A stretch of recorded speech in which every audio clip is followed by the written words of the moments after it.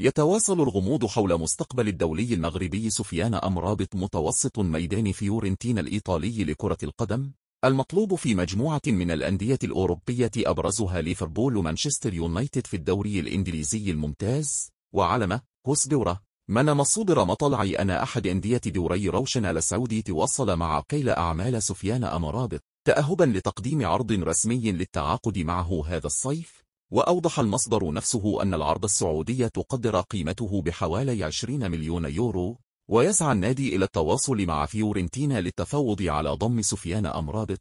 وأشارت ذات المصادر إلى أن سفيان أمرابط يرغب في مواصلة المشوار بالملاعب الأوروبية خلال السنوات المقبلة، خاصة وأن العديد من الأندية الكبيرة تسعى للاستفادة من خدماته.